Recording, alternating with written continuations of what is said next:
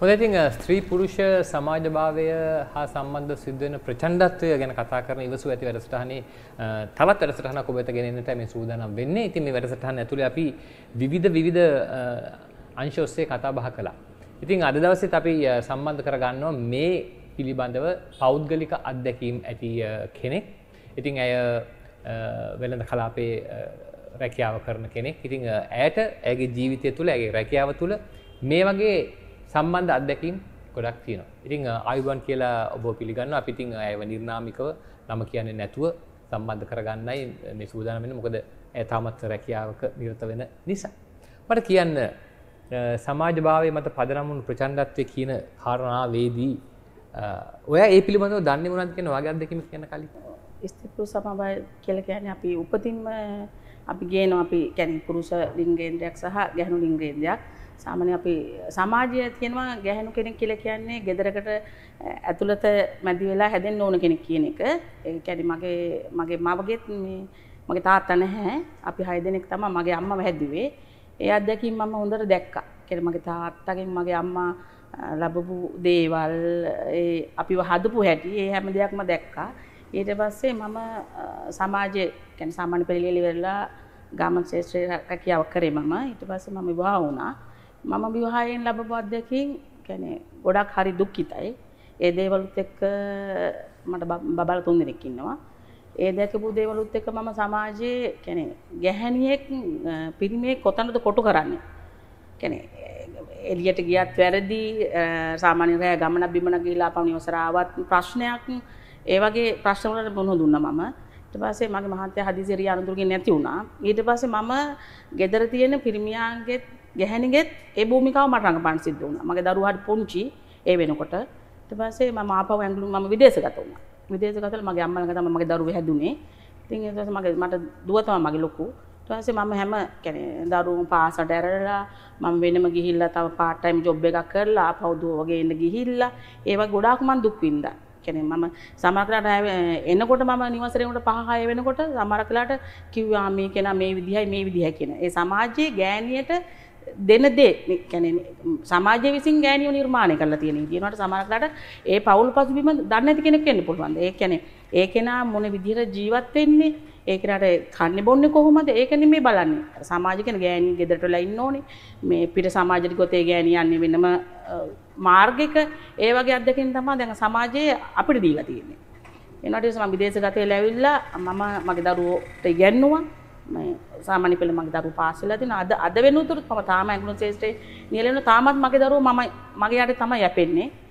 දරුවෝ මම ඉගෙන ගන්නවා තාමත් එදා වගේම දැන් අවුරුදු 17ක් විතර මගේ ස්වාමීන් නැතිලා තාමත් මම මේ භූමිකාවේ ඒ විදිහටම මම හිතනවා මම පවජිල බලුත් මගේ අම්මා දිහා බලලා මම ගත්ත දේවල් සමාජයෙන් මම ලැබපු දේවල් සමහරකට මම යන තැන්වල කියනවා ඔයා ගෑනු කෙනෙක් මේ ඔයා කොහොමද මේ තරම් මේවා කරන්නේ එහෙම කියලා. දැන් මම මගේ වෘත්තීය ජීවිතේ මම බලපුවම ගාමන් ශේෂ්ත්‍රයේ ගොඩක්ම ඉන්නේ අපි වගේ කාන්තාවෝ බොහෝ කට්ටිය ඉන්නවා අනිත් පැත්ත. කියන්නේ සාමාන්‍ය සමාජෙ නොමග ගිහිල්ලත් ඉන්නවා. සාමාන්‍යයෙන් දරු පවුලක් ජීවත් කරන්නම වෙහෙසෙන කාන්තාවෝ බොහොම වැඩි ගාමන් ශේෂ්ත්‍රයේ. ඒත් එක්ක මම මේ වෘත්තීය සමිතියට සම්බන්ධ වෙලා ඉන්නවා. ඒකෙන් මම ලැබුණු පුහුණුවත් එක්ක මම තවත් ශක්තිමත් වෙලා තියෙනවා. මම කාන්තාවක් විදිහට ඇත්තටම කිව්වොත් මම හරි ශක්තිමත්. මගේ අම්මා, මගේ සහෝදරයෝ, මගේ දුව වුණත් මම ගැන අදටත් සතුටු වෙනවා. මගේ අම්මා මෙහෙමයි කියලා. කියන්නේ මම කියන්නේ හැම කාන්තාවක් කියන්නේ ගෙදරට මැදලා ඉන්නවන කෙනෙක් නෙමෙයි. ඉස්සරහට ගිහිල්ලා අපේ හඬ කාන්තාවනගෙන හරි බොහොම ශක්තිමත් හඬ. ඒක අපි ඉදිරියට ගෙනාවොත් ගැහණියක් කියන්නේ ගේ මුල වල ඉන්න ඕන කෙනෙක් නෙමෙයි. පිරිමෙක් වගේම පිරිමෙකුට කරන්න පුළුවන් රස්සාවක්, පිරිමෙකුට බයිස්කලයක් පදින්න පුළුවන්. ඇයි ගෑනිට බැරි? ගෑණි පිරිමියාගේ දැන් මගේ පවුලේ මම තමයි ගෘහමූලිකය. මගේ දරුවෝ යැපෙන්නේ මගෙන්. තාමත් මගේ දුව අවුරුදු 22ක් වෙනවා. සාමාන්‍ය තාමත් එයා මේ ඉගෙන ගන්නවා. ඉතින් මම තමයි එතන අම්මටයි තාත්තටයි දෙකම මට සමහරකට අද රස්සාවට යන්න බැරි වෙච්ච දවස් මගේ දරුවට ඉස්කෝලේ මම මේ ඉදිරිපත් වෙන්න කෙනෙක් නැහැ. මම ඇවිල්ලා කියනවා අම්මාද කවුරුත් නැහැ මේ මං ඊට පස්සේ මං කියන පුතා මම ආද රස්සාවට ගියේ නැත්තම් මගේ මෙච්චර බැටරියෙන් මෙච්චර ප්‍රමාණයක් කැපෙනවා. ඒක කැපුණොත් අපි මාසෙ අවසන් කොහොමද ජීවත් වෙන්නේ? සැලසුමක් තියෙනවා සමහර මට දැන් සැලසුමක් කරලා තමයි මගේ ජීවිතේ මට හම්බෙන්න පඩි සුළුයි. මම දරුවන්ටත් මං කියලා දෙන්නේ එමයයි. ඔයා පිට කට්ටිය ගැන ආදර්ශ ගන්න එපා පුතේ මාව බලන්න. මම තාත්තන්ට ඔයාලා ජීවත් කරපු හැටි සමාජයෙන් මම මුණ දෙන හැටි ප්‍රශ්න වලට මුණ දෙන හැටි ඒව දිහා බලන්න පුතේ. ඒ බලලා මගෙන් ඔයා ජීවිතය කරගන්න. ජීවිතය අතරමං වෙන වෙලාවල් වැඩි. කාන්තාවක් අසරණ වෙන වෙලාවල් වැඩි. අපි කොතනද ගියා සමහරකට අපි තැනකට ගිහිල්ලා අහනවා විස්තර අහනවනේ අපි අහමුම කියලා මෙහෙමයි මහත්තයා නෑ දරුවෝ 3 දෙනෙක් ඉන්නවා. හරි මිස් ඔයාට මේ විදිය සාමාන්‍ය ඒ කරන යෝජනා හරි කියන්නේ දැන් හිතන්නේ මේ ගැහැණිය ජීවත් වෙන්නේ මේ මෙච්චර ජීවත් වෙන ගැහැණියට අපි උදව්වක් දෙන්න ඕන කියන දේ සමහරක් අය හිතන්නේ. හිතන්නේ අනවශ්‍ය දේවල්. මේ මම මේ කීයක් හරි වැඩියෙන් දෙනකොත් මෙයා මෙහෙම වෙයි මෙහෙම ආයතන තුල සමහරක්ලාට ඒ වගේ සිද්ධි තියෙනවා. ඒ වගේ වෙනවා. ඒකට මම මගේ ජීවිතේ මම අද වෙනතුරු අවුරුදු මට 45ක් වෙනවා. මගේ ජීවිතේ මම අද වෙනතුරු වැරද්දක් කළා නැහැ. මගේ දරුවන්ට වැරදි විදියට මම ජීවත් වෙන්න කියලා දීලා නැහැ. හැම වෙලාවෙම කියන පුතේ දහමට හැමදේම දිහා හරිය ඇහෙන් බලන්න. දැන් අපි දැන් සමහරකට පාරේ අපි දන්නවා අසන සමහරක් වෙලාවට අපි දන්නේ නැති උනාට කාන්තාවක් අනවශ්‍ය දෙයකට පෙළෙන්න පුළුවන්. එයාගේ දරුවෝ ජීවත් කරන්න. අද ඒ දරුවෝ ගෙදර බඩගින්නේ නම් ඒ අම්මට ඒක ඉවසන් ඉන්න බෑ. ඒ අම්මා අනවශ්‍ය දෙයක් කරලා හරි ඒ දරුවගේ බඩ පුරවන්න හරි. එතන වෙන්නේ එතන ඒ කෙනාට නිර්ාමයක් දුන්නොත් වෙන වචනකින් විවාහයක් කරොත් ඒක නෙමෙයිද ඇත්ත. තමන්ගේ දරු පවුල ජීවත් කරන්න ඒ ගෑණිය දේ කරලා තියෙනවා. අපි හැම කෙනාගේ දිහාම බලන්න ඕනේ එක කෝණකින් මේ කෝණ තියෙනවනේ. සමහරකට ඒ වගේ අනවශ්‍යතාවය අසෙන කටි ඉන්න පුළුවන්. ඒකට සමහරකට ඒ කෙනාගේ ජීවිතේ තවත් දුක්බර වෙන්න පුළුවන්. ඔබගේ ස්වාමිපුරුෂයා නැති වෙනකොට ස්වාමිපුරුෂ ජීවත් වෙන කාලේ රැකියාවක් කළාද? නෑ මම කරේ නෑ. රයිට්. ඒතකොට ස්වාමිපුරුෂයාගේ අභාවයෙන් පස්සේ තමයි මේ රස්සාවකට යන්න පටන් ගන්නේ. එතන ඉඳන් පටන් ගත්තොත් මුල්ම අත්දැකීම මේ ප්‍රචණ්ඩත්වයට සම්බන්ධව ඔබට ලැබෙන්නේ මොකක්ද? මගේ ප්‍රචණ්ඩත්වයට සම්බන්ධ කියන්නේ මගේ ගෘහ ජීවිතේම මට තිබුණා එක. කියන්නේ එයා බීපු නැති කෙනෙක්. ඒනකොට එයා සූදුවට බැහැවිලා තිබුණා. එහෙම තිබිච්ච කෙනෙක් මම මේ ඊට පස්සේ එතන මගේ ගේ ඇතුළත මම ප්‍රචණ්ඩත්වය දැක්කා. මටම විඳපු දේවල් තිබුණා. මම ගොඩක් දුක් ජීවිත තිබුණා. මම සමහරකට මගේ දරුවා අරන් මගේ අම්මා ළඟට ගිය වෙලාවල් තිබුණා. ඒ වෙලාවෙත් කිව්වේ ඔයා තමයි අත්දැක ඉන්න පුළුවන්ද බැයිද කියන එක තීරණය කරන්න පුතේ. ඊළඟ මගේ අම්මා අනන්තවත් කිව්වා.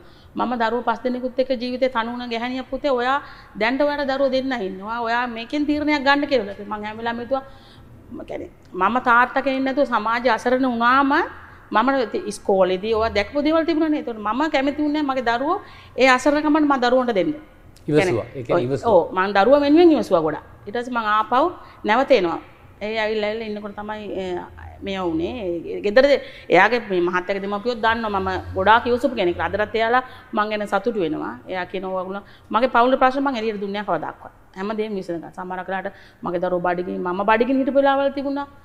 මගේ දෙමව්පියෝ මට ගෙනල්ලා දීපු වෙලාවල් මොකද මම හම්බ කරන දේවල් එයා සේරම සූදුවට යොමු කරා. ඒකට ඒක අහන්න ගිය වෙලාව මම හෙට ජීවත් වෙන්නේ කොහොමද මගේ ස්වාමියෙන් අහන්න ගිය වෙලාවේ එයා මට අපි දෙන්නට කතා බහින් වෙලා අන්තිමට මේ ගුටු මාරුවෙන් තමයි මේ වෙන්නේ. ඉතින් මම ඒවා දැක්කා. මම අදටත් මගේ සමාජෙ මගෙත් එක්ක වැඩ කරන කට්ටියලා මට ප්‍රශ්න කියනකොට මම හැම එකක් ඉවසන්න. හැම වෙලාවෙම ඉවසන්න. ඉවසුවොත් කවදාකවත් අනවශ්‍ය දෙයකට ඇබ්බැහි වෙන්න එපා. කියන්නේ අපිට මම තනි වුණ කාලේ මම අවුරුදු 20 ගානක් තනි වෙච්ච කෙනෙක්. ඒකෝට මට උදව් කරන්න හරි දැන් මම සමහර කරාට මගේ ගමේම හිටපු කට්ටියට මට අක්කේ කියලා කතා කරපු කට්ටියට. මගේ මහත්තයා නේද පස්සේ මට මගේ නමින් කතා කරන්න හිටියා. ඒකට මම දන්නවා මේ වෙනදා මගේ ගෙදරට එන්නේ නැති කෙනා එන්න පටන් ගන්නවා. ඉතින් මම දන්නවා මෙයා ඉන්නේ මෙයා ඉන්නේ දැන් වෙනදා මහත්තයා එන්නකොට එන්නේ නැත්තම් මේක නෑයි මට එන්නේ. ඒක ප්‍රශ්න තියෙනවා නම් අපිට කියන්න අපි උදව් කරන්න.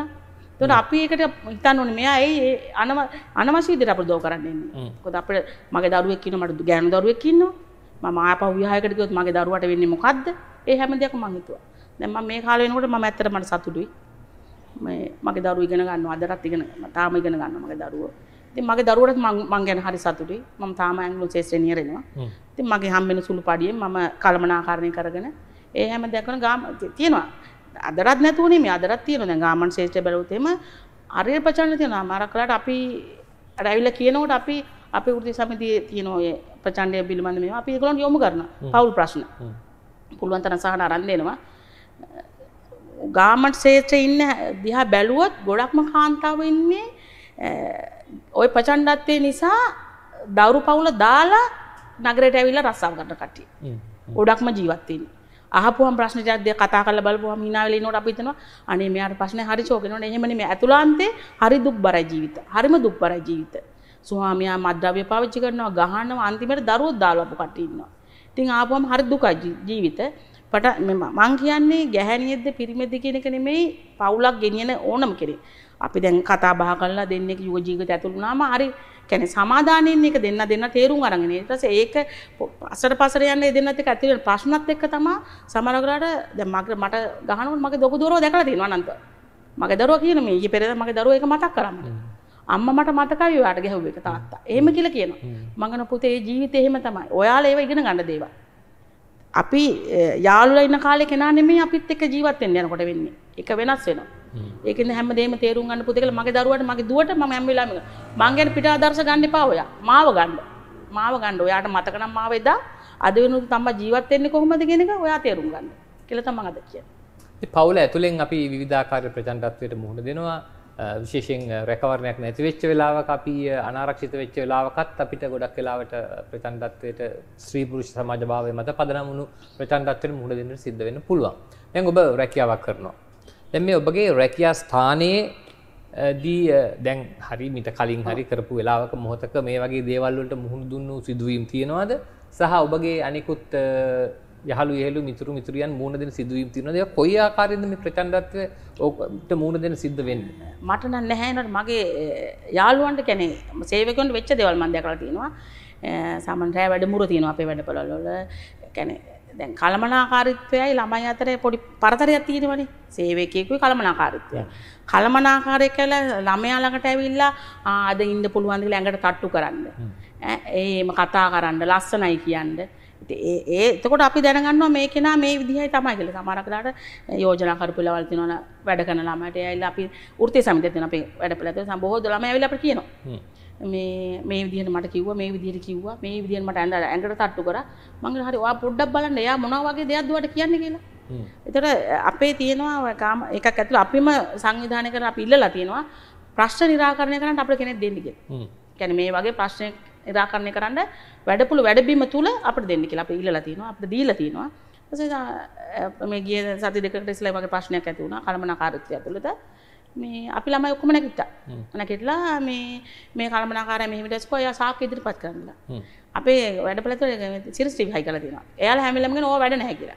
අපි දන්නවා ඕවා වැඩ. මොකද අපි ඔෆිස් එක ඇතුළට ගියාම අපි දකින්න සිරිස් ටීවී කැමරා ඇතුළේ වැඩ කරනවා කියන. මොකද ඒගොල්ලෝ සේවකයෝ ඇඟලුම් මේ බලනකොට දාලා පෙන්නකොට තියෙනවා මේ රෑව 10 වැඩමුරේදී මේ ළඟට ඇවිල්ලා මේ වගේ මේ ඒ ළමයට මෙහෙම තට්ටු කරලා මෙහෙම අත ඇඟ පිරිමදිනවා ඒකේ තියෙනවා. ඒ ළමයා කියනවා මේ අනවශ්‍ය විදිහට මම ස්පර්ශ කරා කියලා. එයා කියනවා නැහැ කියලා. ඊට සිරිසෙන් ගබදානකට ඒක පුණා ඉතින් ඒ වගේ දේවල් වුණාම අපි කිව්වහම දෙපාරක් අවංකව මම නම් හිතන්නේ දෙපාරක්ම මගෙත් එක්ක ඉන්නවා අපි කණ්ඩායමක් ඉන්නවා ඇතුලේ මේ වෘත්තීය සමිතිය හරහා ඉන්නවා අපේරියක් අපේ මේ ඔක්කොටම මම කියනවා මම මේකේ විදිහට වැඩ කරනවා ඒ ඔක්කොම කියලා කෙලිම කාර්යමාලත් ඒ මිස් කෙනෙක් ඉන්නේ ඇත්ත කතා කරනවා ඊට පස්සේ හරි පුෂ් කියලා කියනවා ගේන්න කියලා ඊට පස්සේ අපි අරයි යනවා අපේ රෙහෙලියෝ අපි අරයි යනවා ඊට පස්සේ ආ ඉදිරිපත් කරපුවාම විස්තර කිව්වම අපි කෙලිම මේ සිරිරු කැමරා දාලා බලන්න අපි බොරුවක් කියනවනම් බලන්න දාලා ඊට පස්සේ බලපුවම ඔප්පු වුණා එයාව දැන් මෙතන තහනම් කරලා තිනවා ඊට පස්සේ අපිට නීති මාර්ගයට යන්න පුළුවන් මොකද අපේ තියෙන නීති ගන්න පුළුවන් අපිට මේ තියෙනවා ඊට පස්සේ කියනවා එහෙම කරන්න ඕම නැහැ අපි යාගේ වැඩ තහනම් කරන්න කියලා ඊට පස්සේ එයා වැඩ තහනම් කරා තව වෙන ආයතනෙට එයා ඒ දෙන්නේ කරන්නේ ඉතින් අපේ ඒ වගේ පරිසරයේ අපේ සේවා බිම තුල ඒ වගේ සිද්ධි අනන්ත අප්‍රමාණයි. රෑ වැඩ වගේ ක්‍රියාමාර්ග ගන්න පුළුවන් අවස්ථා සමහර ආයතනවල තියෙනවා. එහෙම කෙනෙක් පක් කළා ඔයගොල්ලන්. හැබැයි එහෙම නැති තැන්වලදී අපි හිතමු ඔබ මන්ද මේ ගැන අත්දැකීම් තියෙනවා නම් ඒ කියන්නේ ඒ වගේ කම්ප්ලේන් එකක් කරාම ඒක පාරාවලල්ලක් වගේ එයාගේ මතරම කඩාගෙන වැටෙන වෙලාවල් තියෙනවා මොන වගේ තියෙනවා. අවස්ථා ඒ වගේ තියෙනවා. එහෙම වුණාම කලමනාකාරීත්වයේ ලොකු නිලධාරියෙක් නම් සේවකයෙක් පැත්තට බර වැඩි. සේවකයෙක් පැත්තට තමයි චෝදනා වැඩි වෙන්නේ. අපි ඒ වෙලාවේ අපි සමිතියෙන් අරන් තියනවා නීතිමය පැත්තට ගිහිල්ලා තියෙනවා. එහෙම එයාලා කියන්නේ ඔයාලා තමයි මේ දෙයට මෙයා යොමු කරගෙන තියෙන්නේ. එහෙම කියලා තමයි කියන්නේ. මං කියන්නේ වැඩපොලේ 10ක් ඉන්නවන කලමනාකාරීත්වය එහෙම නැහැ. එහෙම කියලා දෙන්නෙත් තුනේ තමයි ඒ වගේ ඉන්නේ. ඒ කියන්නේ අපි මං ආයතනයට යන්න ඉස්සෙල්ලා ඉස්සර පරිසරෙත් ඒ වගේ සිද්ධ වෙලා තියෙනවා. එනේ මං ඒ භූමියේ වෙලා තියෙනවා දිවිනසා ගණක් තියෙනවලු කෙනෙක් කියලා තමයි අපිට කියන්නේ ඒක කියන මෙහෙම අහවලා මෙහෙමයි ආවලා මෙහෙමයි කියලා කියනවා සමහරක් ඉන්න කට්ටිය ලොකු නිලධාරීන්ට ආයතනයේ අසරණ වෙච්ච කට්ටිය ඉන්නේ ස්වාමියා හැර ගිහිල්ලා ටිකක් තරුණයි ලස්සනයි එහෙම ඉන්න කටට විශේෂ සැලකිලි දෙනවා. ප්‍රොමෝට් දෙනවා. විශේෂ සැලකිලි තියෙනවා. ඒ වුණාම අර කෙනාට බාලා දෙන්න බලනවා. ඒ වගේ ඒවා තියෙනවා. ඒක ඔයාලට මේ සුපයිසකම දෙන්න මේ වගේ දෙන්නම් කියන ඒවා තියෙනවා. ඒ වගේ අපිට චෝදනා එල්ල වෙච්ච අවස්ථාවක් බොහොමයක්ම තියෙනවා. ඒ වෙලාව අපි ගොඩක්ම අපේ සමිතිත් එක තමයි අපි පිටට යන්නේ. ඒකින් අපි මේ නීති ඒව ගන්නවා. ඊට පස්සේ ගොඩක් දුරට අර සේවක ශක්තිමත් හින්දා මෙයාලා බයයි වැඩිබිමේ ඇතුළතී කලබලකාරීත්වයක් ඇති වෙයි කියලා වෙච්ච වෙලාවලුත් තිබුණා. ඉතින් දැන් නම් ගොඩක් අඩු වෙලා තියෙනවා. අර ඒවා විතර බෝඩින් තුල වෙන්නේ ප්‍රශ්න තියෙනවා. අනවශ්‍ය ප්‍රශ්න කාමර තුලට ඒ වගේ ඒවා තියෙනවා. ඒ වගේ අපේ සාම නීති මාර්ගෙටම යනවා. පවුල වට මේ සැමියා ගහලා ඒ වගේ ප්‍රශ්නක් තියෙනවා. ඒවත් අපි යොමු කරලා ඒවට निराකරණය කළා. දැන් ගොඩක්ම මඩ්ඩ්‍රයිවට අබ්බැහි වෙච්ච කට්නේ තමයි ඉන්නේ. ඔව් ඒව තමයි ඉන්නේ. ඒ පවුල් පසුබිම තමයි මේ ওই ගාමන්ට් ස්ටේට් ඇතුළත බෝඩින් කාමර තුල සිද්ධ වෙන්නේ. ගොඩක්ම මඩ්ඩ්‍රව්‍ය හා සම්බන්ධ දේවල් තමයි. දැන් ওই වගේ සිදුවීම් ආවහම අපි හිතමු කොහොමද මේ ගැන කියන්නේ, කොහොමද මේ ගැන ඒක අයව දැනුවත් කරන්නේ, කොහොමද මේ සම්බන්ධව ක්‍රියාමාර්ග ගන්නෙ, මොන වගේ දේවල්ද වෙන්නේ? අපි දැන් අපේ ඉන්නවා කණ්ඩායමක් ඉන්නවා. අපි නිලධාරී ඉන්නවනේ. අපි ඊට පස්සේ ඒගොල්ලන් තමයි අපි අරයාගෙන් ලිඛිත ලියුමක් ගන්නවා. අපිට දැන් කියන්න අපිට ඉදිරිපත් කරමු මම ඔයාලා කොහොමද දන්නේ කියලා නෝනේ. අපි ඒ වෙච්ච තැනන්තගෙන් අපි ලිඛිත ලියුමක් ගන්නවා. ඒ ලියුමෙන් කොපියක් අපි තියාගෙන එක කොපියක් අපි කළමනාකාරීත්වයට ඉදිරිපත් කරනවා. කළමනාකාරීත්වයට ඉදිරිපත් කරපුවම ඉස්සෙල්ලාම කැඳවන්නේ අපිව. ඊපස්සේ අහනවා මේ සිද්ධියේ උනේ කවද්ද, කින්ද බන්ද ඔයාලා දන්නේ කොහොමද කියලා. අපි කියනවා ලිඛිත වේ කියන ඇවිල්ලා අපිට කිව්වා. එයාලා හැම වෙලාවෙම වාචිකව නෙමෙයි ඔයාලා ලිඛිතව. කළමනාකාරීත්වය කියන්නේ වාචිකව කියන්න බෑ එයාලා. ලිඛිතව ඉදිරිපත් කරන ලියුම මාර්ගය. ඊට පස්සේ අපි අරගෙන ලිඛිතව අපි කියනවා ඔයාගේ විස්තර ඔක්කොම කියලා අපි ලිඛිතව දෙන්න. ඒ ලිඛිතව ගන්න ලියුමෙන් අපි ළඟ කොපියක් තියාගෙන එක කොපියක් කළමනාකාරීත්වයට ඉදිරිපත් කරනවා. කළමනාකාරීත්වයට බැලුවට පස්සේ එයාලා අපිට අර කොපියයි අර දෙකම අනුමත කරනවා. ඒක අපි කියනවා මේක ඔයාලා විභාගයට ගන්න ඕනේ. සතියක් බලනවා අපි විභාගයට ගන්න ඉදිරියට නැත්නම් අපි ආපහු යනවා. ඇයි මේක ගත්තේ නැත්තේ? ප්‍රශ්නයක් නේ දැන් වැඩපළ ඇතුලේ ගොඩක් ප්‍රචාරය අරින්නේ නැහැ. අපේ ඇතුළත්නේ අපි තියාගන්න. මොකද ප්‍රචාරය ඇරියොත් ඒක අර කෙනාට බලපෑමක් ඇනේ. බලපෑමක් තියෙනවනේ. පුද්ගලයාට අපිට දුන්න කෙනාට. ඊට පස්සේ එයාලා කියනවා අපි ආවල් දවසේ ආවල් ගන්නවා. අපි කියන්නේ ගන්න වෙලාවේ අපිවයි අපිට චෝදනාව දුන්න කෙනයි අදාළ කෙනා තුන් දෙනාම ගන්න ඕනේ. අර යහනෝනේ මෙයාට කොහොමද අපිට කිව්වේ? ඊපස්සේ ආපුවම තමයි අපි කියන්නේ CCTV කැමරා චෙක් කරන්න. එහෙම නැත්නම් සමහර කරාට දැකුණු ළමයිනුත් ඉන්නවා. රාත්‍රී වැඩමුළු වල දැකුණු ළමයිනුත් ඉන්නවා. ඒතර දැන් ළඟ ඉන්න කෙනාට අනවශ්‍ය බලපෑමක් කරොත් අර කෙනාට කියනවනේ මට මෙයා අහවල දකින්න සෝමත් ඉතින් අපි ඉන්නේ මීටරයක් විතර පරතරේ දුර ඉන්නේ මෙහෙම බලනකොට අපිට පේනවා ඒක. අපි කොහොමද රෑ වැඩමුළු වල තිනකොට කේක අනවශ්‍ය විදිහට කැරකෙනවා නම් එනවා බලනවා පොඩ්ඩක් අපි ඉතින් කියනවා අන්න අර අහවල් තැන බලනවා මොකක්ද දන්නේ කියලා අපේ ගාමට එකට එහෙම කතා වෙනවා. ඒකට පොඩ්ඩක් අවධානයුත් ඉන්නවා.